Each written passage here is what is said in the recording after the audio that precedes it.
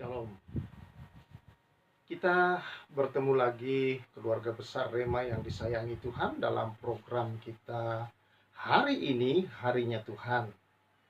Karena itu, marilah kita memasukinya dengan sorak-sorai dan penuh sukacita. Itu adalah satu kehendak Allah buat kita. Dia menciptakan hari, saudara-saudara, bukan kita masuki dengan kecemasan, ketakutan, kegalauan, dan segala macam pikiran yang negatif. Dia menciptakan hari itu baik. Dia menyediakan segala sesuatu di dalamnya. Dan dia membawa kita masuk di dalam hari itu, saudara. Seperti misalnya di hari yang kita masuki ini adalah untuk menikmati segala kebaikan, kemurahannya, penyertaannya, dan persediaannya di sepanjang hari ini dalam segala perkara yang kita butuhkan. Karena itu, masuklah dalam sorak-sorai dan sukacita yang daripada Tuhan. Nah, bagaimana kita, saudara-saudara, tetap memasuki hari kita dengan sorak-sorai dan penuh sukacita? Satu-satunya jalan adalah karena kita selalu terhubung dengan Dia. Ya, kita masuk dalam pujian penyembahan kita kepadanya, masuk di dalam doa kita kepadanya, dan yang terlebih penting lagi, kita memiliki penuntun untuk berjalan di setiap hari-hari kita. Penuntun itu, saudara, adalah firman Allah, di mana pemazmur berkata dalam Mazmur 119 ayat 105 bahwa firman-Mu itu adalah pelita bagi kakiku dan terang bagi jalanku. Karena itu kita akan merenungkan firman Tuhan bersama-sama. Sebelumnya, saya ajak kita untuk bersama-sama berdoa. Mari kita berdoa. Bapa yang kami muliakan, kami tinggikan dan agungkan melalui Putra-Mu Yesus. Kami bersyukur di hari yang baru yang Tuhan beri, nafas, kekuatan, kesehatan, dan hikmat kelimpahan hidup di sepanjang hari ini. Kami mau memasukinya di dalam sorak-sorai dan sukacita daripada-Mu. Kiranya kebenaran firman-Mu lah menuntun langkah-langkah kami, ya Bapa. Terpujilah Engkau karena Roh Kudus yang Kau beri itu melingkupi kami, membawa kami ke dalam pengenalan yang baik dan benar akan pribadi-Mu di dalam nama Yesus. Amin. Keluarga besar Rema yang saya kasihi, kita kembali ke dalam kitab Kejadian pasal yang ke-6. Pasal ke-6 ini, saudara, berbicara tentang situasi manusia ketika manusia semakin bertambah banyak. Dikatakan demikian, ketika manusia itu mulai bertambah banyak jumlahnya di muka bumi, dan bagi mereka lahir anak-anak perempuan, maka anak-anak Allah melihat bahwa anak-anak perempuan manusia itu cantik-cantik. Lalu mereka mengambil istri dari antara perempuan-perempuan itu, siapa saja yang mereka sukai. Berfirmanlah Tuhan, Rohku tidak akan selama-lamanya tinggal di dalam manusia, karena manusia itu adalah daging, tetapi umurnya akan 120 tahun saja. Pada waktu itu orang-orang raksasa ada di bumi. Dan juga pada waktu sesudahnya, ketika anak-anak Allah menghampiri anak-anak perempuan manusia, dan perempuan-perempuan itu melahirkan anak bagi mereka. Inilah orang-orang yang gagah perkasa di zaman purbakala, orang-orang yang kenamaan. Ketika dilihat Tuhan bahwa kejahatan manusia besar di bumi dan bahwa segala kecenderungan hatinya selalu membuahkan kejahatan semata-mata, maka menyesallah Tuhan bahwa Ia telah menjadikan manusia di bumi dan hal itu memilukan hatinya. Tetapi berfirmanlah Tuhan, Aku akan menghapuskan manusia yang telah kuciptakan itu dari muka bumi, baik manusia maupun hewan dan binatang-binatang melata dan burung-burung di udara, sebab aku menyesal bahwa aku telah menjadikan mereka. Tetapi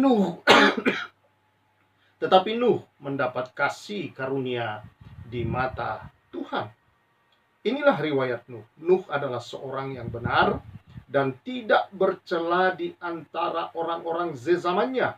Dan Nuh itu hidup bergaul dengan Allah. Keluarga besar Rema yang saya kasihi di dalam Tuhan Yesus Kristus. Kembali kita melihat satu teladan di dalam firman Allah. Kalau kemarin kita mendengar atau belajar dan membaca bersama, menyimak bersama untuk belajar kepada satu pribadi yang bernama Henokh yang diangkat hidup-hidup oleh Tuhan ke atas tempat kemuliaannya, maka hal yang sama kita melihat kembali seorang saudara-saudara yang berada di zaman yang tidak berbeda dengan zaman Henokh, di mana kejahatan semakin banyak di bumi.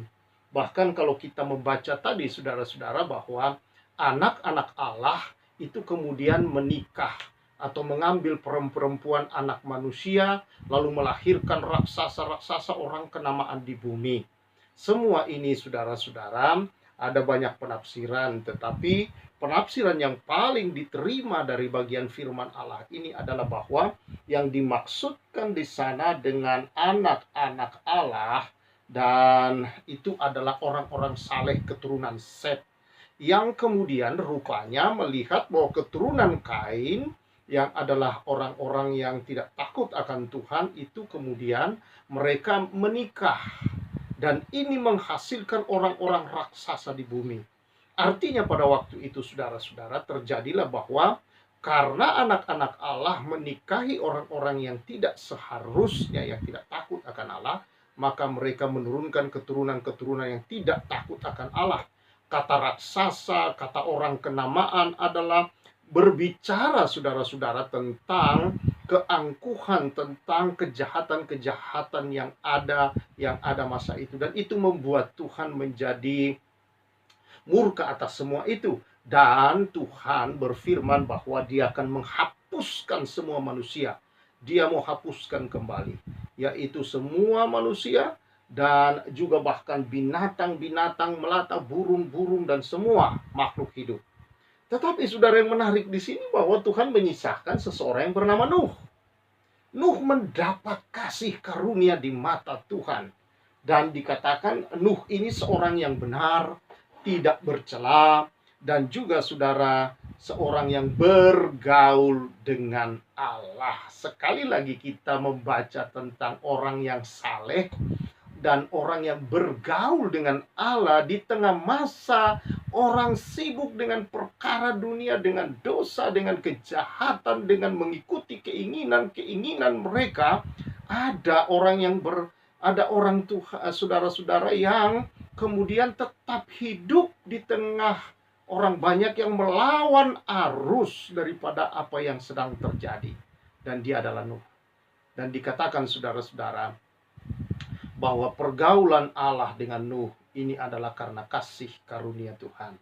Nah, saudara yang saya kasihi di dalam Tuhan Yesus Kristus, ada beberapa hal di sini saudara, bahwa Nuh adalah orang yang benar, tidak bercela di antara orang-orang sejamannya. Nah, di tengah kefasikan, kejahatan yang merajalela, Allah menemukan dalam diri Nuh seorang yang benar, masih berusaha berhubungan dengan Tuhan, tidak bercela di antara orang sezamannya, menunjukkan bahwa dia memisahkan diri saudara dari kejahatan moral masyarakat di sekelilingnya. Dia adalah orang benar, dia takut akan Allah, dan saudara tidak menyetujui pandangan dan kelakuan umum yang ada pada waktu itu. Dia tidak masuk di dalam arus dunia, tidak terseret saudara-saudara. Dalam situasi di mana semua orang ikut arus dunia, dia tetap bergaul dengan Allah. Nah, kebenaran dalam hidup Nuh itu saudara dihasilkan oleh kasih karunia. Ini adalah anugerah bagi Nuh, saudara-saudara. Dia diberikan oleh Allah. Karena kita tahu saudara, keselamatan di dalam perjanjian baru itu diperoleh karena cara yang sama, anugerah. Ya. Itu kemurahan kasih karunia dan diterima melalui iman. Nah, saudara, bahwa perjanjian baru juga menyatakan bahwa Nuh ini seorang pengkhotbah kebenaran. 2 Petrus 5 ayat 5. 2 Petrus 2 ayat 5. Bahwa dia seorang pengkhotbah kebenaran.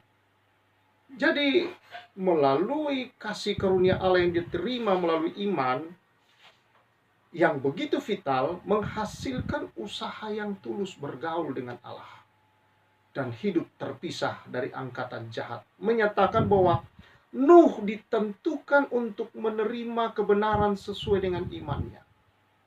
Sekali lagi saudara, di sini kita melihat bahwa kasih karunia oleh iman itu bekerja bersama-sama. Tuhan memberikan kasih karunia kepada Nuh karena imannya kepada Tuhan juga. Dan saudara yang saya kasihi di dalam Tuhan Yesus Kristus, bukankah hal yang sama telah kita terima? Kita mendapat anugerah, sesuatu yang tidak pantas buat kita, sesuatu yang tidak layak kita terima, sesuatu yang seharusnya kita tidak dapatkan. Tetapi karena kebaikan Tuhan, itulah kasih karunia diberikan kepada kita. Dan saudara, ketika dia berikan kasih karunia itu, membuat kita saudara-saudara hidup di dalam kehidupan Allah. Membuat kita saudara-saudara untuk datang dan terus bergaul dengan Allah. Karena kasih karunia yang sejati akan membawa terus orang untuk menyadari kehadiran Allah dalam hidupnya, dan membuat orang itu menyadari bahwa tanpa Allah dia tidak bisa berbuat apa-apa. Maka dia akan terus memiliki hubungan dengan Tuhan. Dia akan terus bersandar kepada Tuhan dan tidak mudah terbawa oleh arus dunia. Apakah dia tidak punya keinginan seperti orang-orang lain, saudara? Oh, dia punya. Dia memiliki.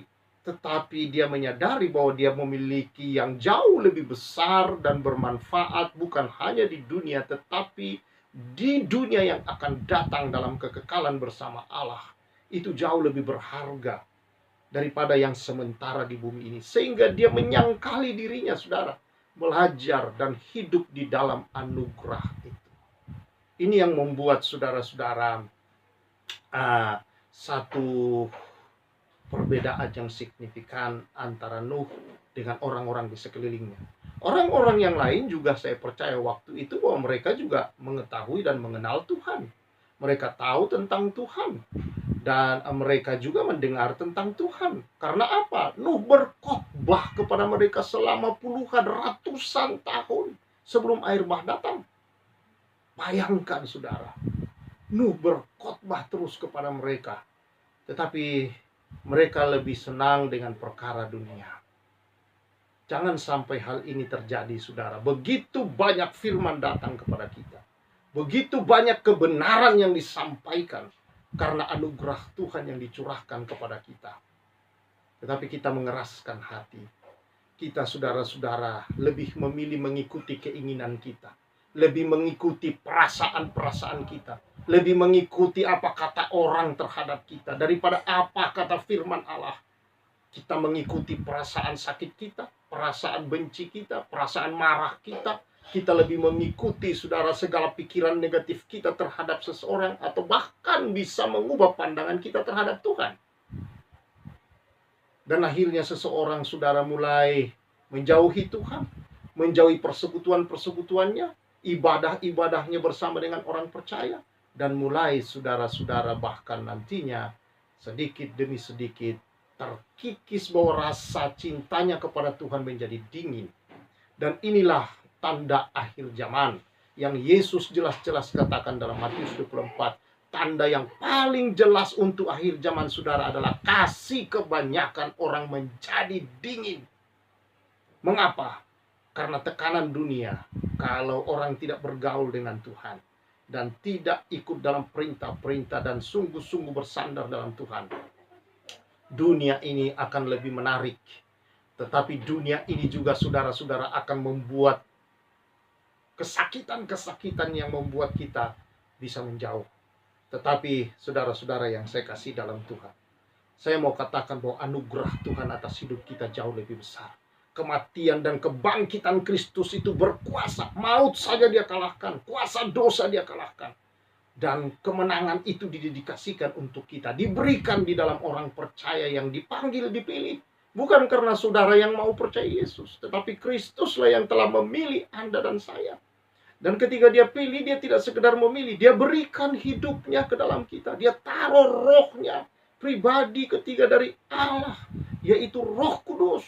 Dan dia jauh lebih besar dari hatimu yang menuduh. Dia jauh lebih besar Roh Kudus di dalammu daripada segala perasaan dan pikiranmu yang kacau dan yang negatif itu. Tundukkan hati dan pikiran saudara di bawah kuasa Kristus. Karena di dalam Dialah saudara-saudara damai sejahtera tidak akan pernah hilang dalam hidup kita. Di dalam Dia Roh Kudus ini, roh kemenangan ini saudara, yang telah membangkitkan Kristus dari antara orang mati, Dia juga membangkitkan hidup kita ini, diri kita yang fana ini.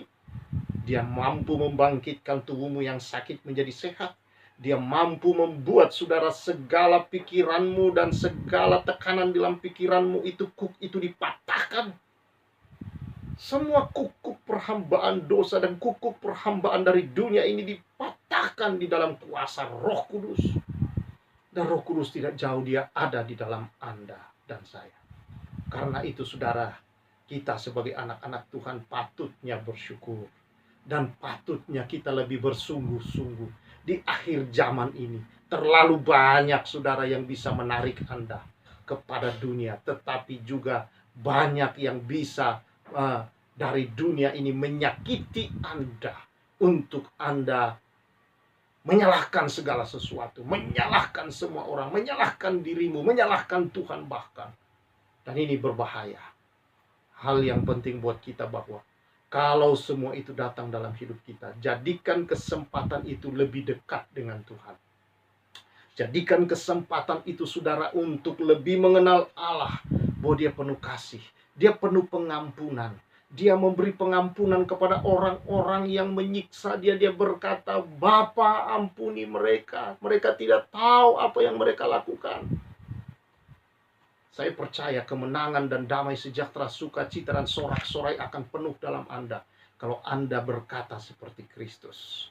Bapa ampuni mereka yang berkata negatif, yang menyakiti, yang membuli saya, yang mengata-ngatai saya, yang bercerita fitnah tentang saya, yang memarahi saya, yang ini, yang itu, dan segala macam, yang mau menyeret saya. Tuhan ampuni mereka. Mereka tidak tahu apa yang mereka sedang lakukan.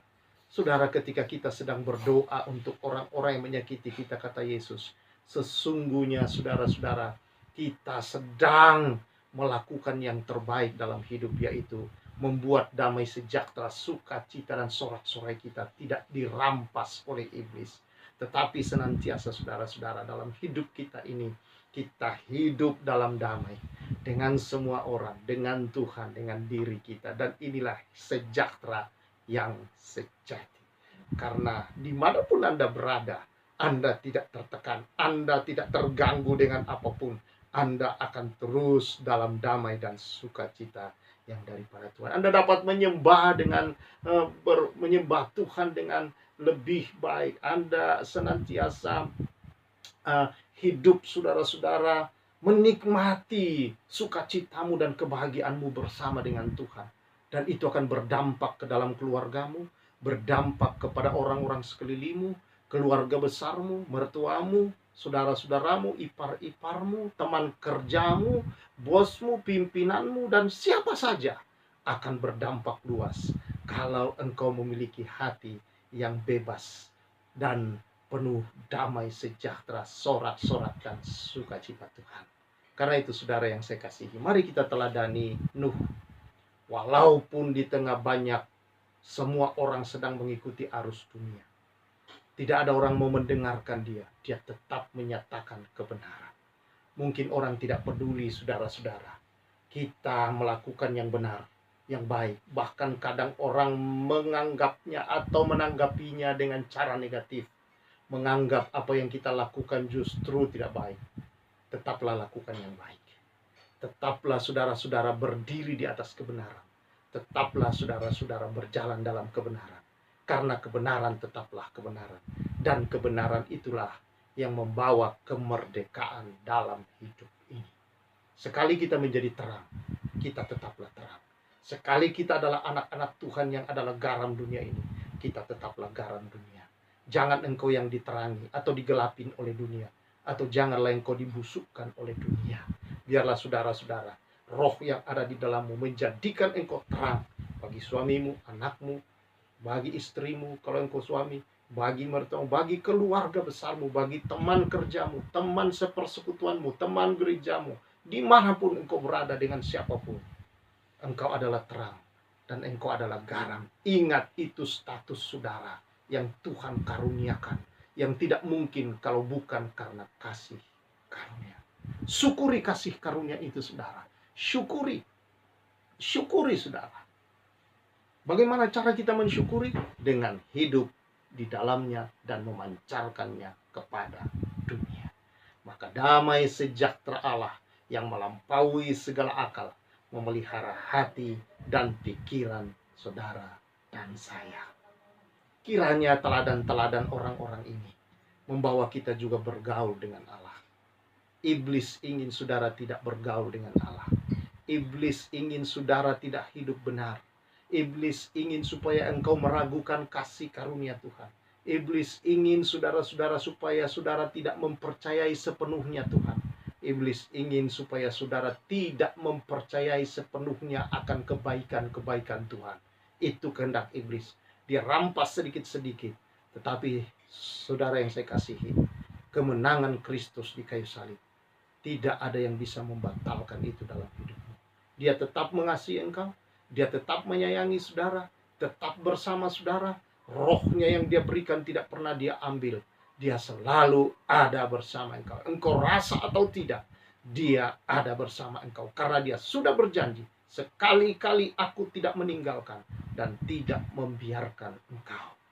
Kiranya kebenaran ini saudara menguatkan kita semua untuk tetap hidup sebagai orang percaya dan menjalani hari-hari kita dalam iman percaya bahwa sepanjang hari ini, apa pergumulan saudara? Utangkah yang harus dibayar? Ada yang jatuh tempo? Atau mungkin saudara-saudara ada pekerjaan yang belum terselesaikan dan saudara bingung untuk bagaimana cara menyelesaikan? Ada target-target yang belum tercapai? Ayo, katakan kepada Tuhan, terima kasih untuk hari ini. Karena ini semua Tuhan sudah selesaikan, solusinya ada di sepanjang hari ini. Karena Tuhan ada bersama engkau. Tuhan memberkati kita semua. Mari kita berdoa. Tuhan, terima kasih. Kau mengenal kami. Kau mengenal anak-anakmu. Dalam keadaan apapun, kasih-Mu tidak berubah. Kebaikan-Mu tidak berubah. Apapun perasaan, tuduhan, bersalah di dalam diri kami, ataupun amarah-amarah yang ada dalam anak-anak-Mu, Engkau tetap mengasihi. Kasih karunia-Mu tidak berubah ya Tuhan. Dan hari ini Engkau berbicara. Hati anak-anak-Mu Kau jamah. Engkau pulihkan. Engkau ubahkan. Dan Engkau ya Tuhan yang bawa di sepanjang hari menerima segala berkat-berkat-Mu dalam sukacita dan sorak-sorai. Demi nama Yesus, berkat-Mu atas umat-Mu. Amin.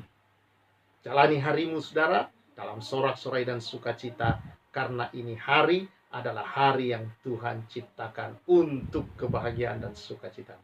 Saya Pastor Samuel menyampaikan salam restorasi.